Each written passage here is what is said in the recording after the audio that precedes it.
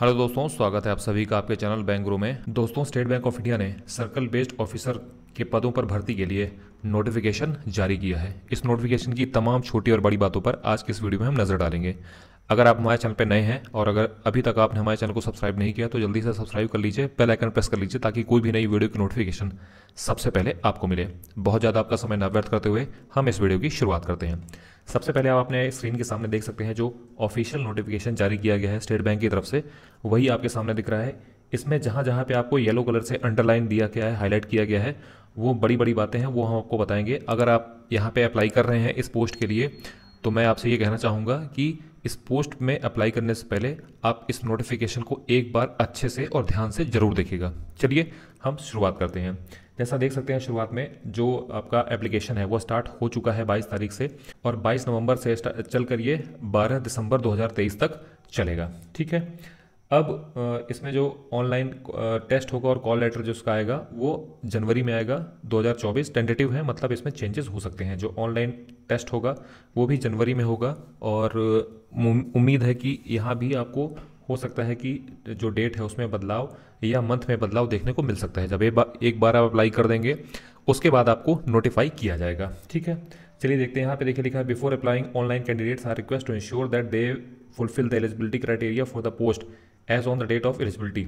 अगर आप अप्लाई कर रहे हैं तो उससे पहले आप इंश्योर कर लीजिए कि जो भी इसमें एलिजिबिलिटी क्राइटेरिया है क्या आप उसको फुलफिल कर रहे हैं जिस डेट पे उस चीज़ को मांगा गया है। ठीक है, चलिए यहाँ पे देख लेते हैं। यहाँ पे हालांकि हाईलाइट नहीं है, फिर भी हम इसको एक बार अच्छे से देख लेते हैं। ये ज़रूरी चीज़ है, हमने शायद हमसे हाईलाइट करने में ये चीज़ मिस हो गई, फिर भी हम इसको एक बार अच्छे से यहाँ देख लेते हैं। ठीक है, eligible candidate are required to register online for the recruitment process which will help in phases. 3 phase में होगा ये आपका पूरा रिक्रूटमेंट का जो प्रोसेस है। पहले ऑनलाइन एग्जाम होगा, उसके बाद स्क्रीनिंग होगी और लास्ट में इंटरव्यू होगा। ठीक है, the detail of vacancies are as follows. Circle आप देख लीजिए। सर्कल मतलब आप ये समझ लीजिए कि जिस स्टेट के अंतर्गत ये सर्कल आएंगे वो हैं, और लैंग्वेज कौन सी मांगी गई है। इधर रेगुलर वैकेंसीज हैं और इधर बैकलॉग वैकेंसीज है। ठीक है, सबसे पहले हम सारे जो सर्कल हैं या स्टेट है उनका हम नहीं बताएंगे, एक बार हम आपको ओवरव्यू दे देते हैं। उसके बाद आप जहाँ जिस राज्य से बिलोंग करते हो तो उस सर्कल के हिसाब से आप अपना उस स्टेट के हिसाब से आप अपना सर्कल और लैंग्वेज देख लीजिएगा। चलिए सबसे पहले हम देख लेते हैं सर्कल जो है अहमदाबाद, ये किस स्टेट के अंतर्गत आता है।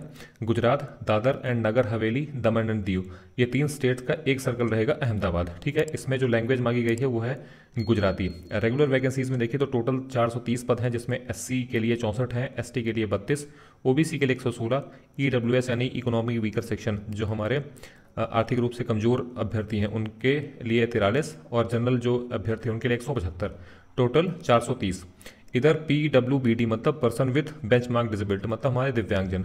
अलग अलग जो डिसेबिलिटी की क्राइटेरिया है, उसके कैटेगरी है, उसके अकॉर्डिंग यहाँ पे दी गई है, आप इसको देख लीजिएगा। यहाँ पे बैकलॉग वैकेंसीज भी हैं, SC ST OBC और के लिए भी हैं, और इधर जो दिव्यांगजन है वो भी अगर बैकलॉग कैटेगरी से बिलोंग करते हैं तो उनके लिए भी है। ठीक है, एक और हम बता दें, जैसे अमरावती सर्कल है वो किस स्टेट के अंतर्गत आता है, आंध्र प्रदेश। यहाँ पे तेलुगु लैंग्वेज मांगी गई है।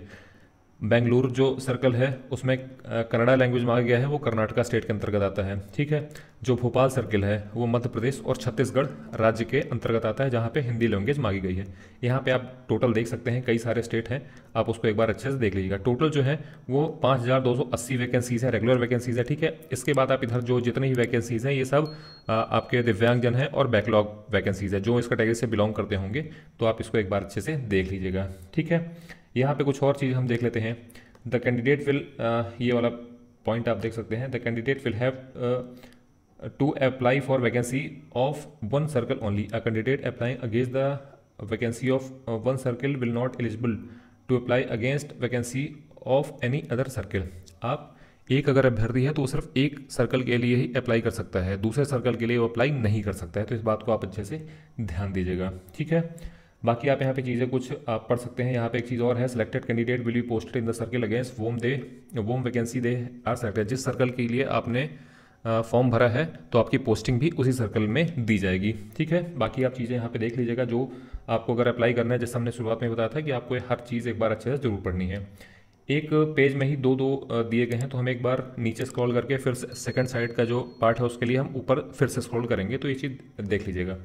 Candidate working with subsidiaries of scheduled commercial bank will not be eligible to apply. ठीक है, यहाँ पे आप देख लीजिए candidate working with SBI in clerical supervisory cadre और employees engaged on contractual basis will not be eligible to apply. जो candidate है एसबीआई में क्लरिकल ग्रेड पे हैं या सुपरवाइजरी ग्रेड पे हैं या इसके अलावा एम्प्लॉयज़ इंगेज जो है वो कॉन्ट्रेक्चुअल बेस पे अगर हैं वो भी एलिजिबल नहीं होंगे इस वैकेंसी को भरने के लिए। ठीक है, candidate who have resign from officer grade in SBI associate bank of employees previously engage on contractual base in SBI and resigned exited from bank will not be eligible to apply. ठीक है, जो पुराने कर्मचारी रहे हैं किसी भी पद पे रहे हैं एसबीआई के, जिन्होंने रिज़ाइन दे दिया है, अब वो उस बैंक का पार्ट नहीं है, वो भी एलिजिबल नहीं होंगे इस पोस्ट के लिए। ठीक है, इंपॉर्टेंट नोट्स में देख लीजिए, जैसे reservation for person with benchmark disability यानी दिव्यांगजन है, candidate is horizontal and will be guided by various guideline of government of India. जितनी भी इनके लिए गाइडलाइन बनाई गई है भारत सरकार के द्वारा, उसके अकॉर्डिंग इस चीज़ को रेगुलेट किया जाएगा। ठीक है, यहाँ पे ओबीसी के लिए क्रीमी लेयर को लेकर के है और बाकी सारी चीज़ें ओबीसी के लिए है कि यह चीज़ आप जरूर देखिए, अगर आप ओबीसी कैटेगरी से बिलोंग करते हैं तो आप इस चीज़ को एक बार अच्छे से जरूर देखिएगा। ठीक है, एलिजिबिलिटी क्राइटेरिया देख लेते हैं हम। Graduation in any discipline from recognised university और any equivalent qualification recognised as such by central government including integral dual degree ITD candidate possessing qualification such as medical engineering chartered accountant cost accountant will also भी eligible. सीधा सीधा है कि graduation होना चाहिए, इसके अलावा मेडिकल इंजीनियरिंग चार्टर्ड अकाउंटेंट या कॉस्ट अकाउंटेंट भी इस पद के लिए एलिजिबल हैं। ठीक है, अब चलिए थोड़ा सा नीचे देख ले। एज लिमिट क्या होनी चाहिए? 31/10/2023 को कम से कम 21 वर्ष होनी चाहिए और अधिक से अधिक 30 वर्ष होनी चाहिए 30/10/2023 को। और यहाँ पे देख लीजिए एज रिलैक्सेशन भी दिया गया है एज लिमिट में। शेड्यूल टाई SC/ST के लिए 5 साल का दिया गया है। ओबीसी जो नॉन क्रीमी लेयर वाले हैं उनके लिए 3 साल है। जो हमारे दिव्यांगजन हैं जिसमें SC/ST से हैं जो उनके लिए 15 साल है, ओबीसी के लिए 13, जनरल और EWS के लिए 10 साल है। Ex serviceman, commission officer including emergency commission officer और बाकी बहुत सारी चीज़ें हैं, इसमें देख लीजिएगा इनके लिए 5 साल है। ठीक है, चलते हैं हम और चीज़ देखते हैं। यहाँ पे local language candidate applying for the vacancy of a particular circle should be proficient reading, writing and understanding in any one of the specific opted local language of that circle mentioned against each circle। हमने जैसा शुरुआत में ही आपको दिखाया था, एक बार हम फिर से ऊपर कर देते हैं। जैसे ये स्टेट है और ये सर्कल है, तो जिस सर्कल के लिए आप अप्लाई कर रहे हैं उसके सामने देखिए लैंग्वेज लिखी हुई है। जैसे गुजराती है, अहमदाबाद सर्कल के लिए, अमरावती के लिए तेलुगु है, बेंगलोर के लिए कन्नड़ा है, भोपाल के लिए हिंदी है। तो आपको इसका अच्छे से नॉलेज होना चाहिए। उस नॉलेज में आपको क्या ज़रूरी है? रीडिंग पढ़ते आना चाहिए, लिखते आना चाहिए और समझते आना चाहिए। तो ये चीज़ आप एक बार अच्छे से ज़रूर ध्यान दीजिएगा। ठीक है, आगे देखते हैं हम। Reservation for person with benchmark disability, जो हमारे दिव्यांगजन हैं उनके लिए 4% का रिजर्वेशन दिया गया है। बाकी आप स्टेबल कैटेगरी फंक्शनल रिक्वायरमेंट आप अपने हिसाब से देख लीजिएगा। यहाँ पे बाकी विजुअल इम्पेयरमेंट में क्या क्या है और किस कैटेगरी के जो दिव्यांगजन उनको लिया जाएगा वो देख लीजिए। हेयरिंग इम्पेयर्ड में, लोकोमोटर डिसेबिलिटी में लिया जाएगा। ठीक है, ये सब कुछ यहाँ पे दिया गया है। जो ऊपर जितने भी कैटेगरी थे उन सभी को यहाँ पे नीचे डिस्क्राइब किया गया है अच्छे से। तो एक बार आप अप्लाई करने से पहले इस चीज़ को जरूर पढ़ लीजिएगा। ठीक है, और देखते हैं हम सिलेक्शन प्रोसीजर जो है। सिलेक्शन प्रोसीजर में ऑनलाइन टेस्ट होगा, जिसमें ऑनलाइन टेस्ट में ऑब्जेक्टिव टाइप और डिस्क्रिप्टिव टाइप होगा। ठीक है, ऑब्जेक्टिव टाइप में देखिए नेम ऑफ टेस्ट में जो English language, banking knowledge, general awareness, economy, computer aptitude, इससे टोटल 120 क्वेश्चन रहेंगे, 120 मार्क्स रहेंगे और टोटल 2 घंटे का आपको टाइम दिया जाएगा। डिस्क्रिप्टिव में देख लीजिए the duration of descriptive test will is 30 minute. It will take test of English language, letter writing and essay will with 2 questions of total 50 marks. ठीक है, ये आप देख लीजिएगा यहाँ पे। और penalty of for wrong answer, there will be no penalty for wrong answer marked in objective test. मतलब ऑब्जेक्टिव टेस्ट होगा उसमें कोई भी माइनस मार्किंग नहीं है। ठीक है, उसके बाद स्क्रीनिंग होगा, स्क्रीनिंग आप देख सकते हैं, इंटरव्यू, फिर उसके बाद होगा लास्ट में इंटरव्यू कंसिस्ट ऑफ 50 मार्क्स। ठीक है, फाइनल सिलेक्शन में आप देखिए the candidate will have to qualify both in online test and interview separately. मतलब अलग अलग आपको दोनों एग्जाम पास करने पड़ेंगे। ठीक है, एग्जामिनेशन सेंटर का पूरा डिटेल दिया गया है। एमोल्यूमेंट्स मतलब आपकी पेइंग स्केल क्या होगी, 36,000 रुपये से लेकर स्टार्टिंग होगी, ये आपका पे ग्रेड लगेगा। बाकी सारी चीज़ें हैं आप देख सकते हैं, DA, HRA, lease rental, CCA, medical and other allowances जो भी है परव्यूज हेड्स, वो सब कुछ आपको टाइम टू टाइम मिलेंगे। ठीक है, थोड़ा सा और नीचे हम देखते हैं आप क्या है। एप्लीकेशन फ़ीस की बात कर लें तो देखिए कैटेगरी अगर देखें जनरल, EWS और OBC, इनके लिए 750 रुपये रखी गई। इसके अलावा आप किसी भी अन्य कैटेगरी से बिलोंग करते हैं उनके लिए कोई भी फीस नहीं रखी गई है। यहाँ पे guideline for filling online application, अगर आप खुद से भर रहे हैं तो यह एक बार आप अच्छे से ज़रूर देख लीजिएगा ध्यान से। और अगर कहीं आप कियोस्क सेंटर से भरवा रहे हैं ये फॉर्म तो उनको नॉलेज होगी तो वो आपको गाइड कर देंगे, ठीक है।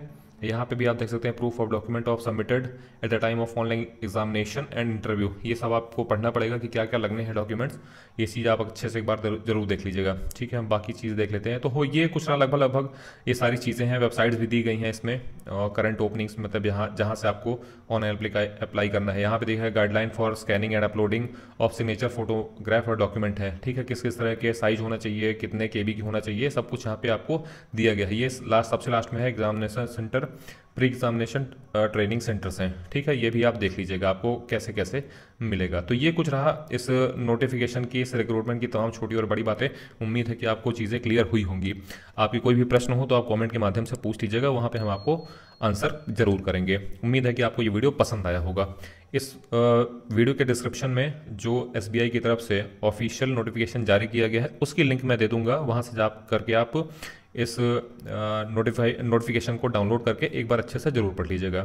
कोशिश करूंगा कि मैं वो लिंक भी प्रोवाइड करूं आपको कि जहां से आप ऑनलाइन अप्लाई भी कर सकते हैं, तो आपको बहुत ज़्यादा कहीं भटकने की जरूरत नहीं पड़ेगी। उम्मीद है कि वीडियो पसंद आया होगा। पसंद आया हो तो लाइक कीजिएगा, अपने दोस्तों के बीच जरूर शेयर कीजिए जो कॉम्पिटिशन एग्जाम की तैयारी में लगे हुए हैं, और हमारे चैनल को जरूर सब्सक्राइब कीजिए। हम फिर मिलेंगे इस नए वीडियो में, तब तक के लिए थैंक यू।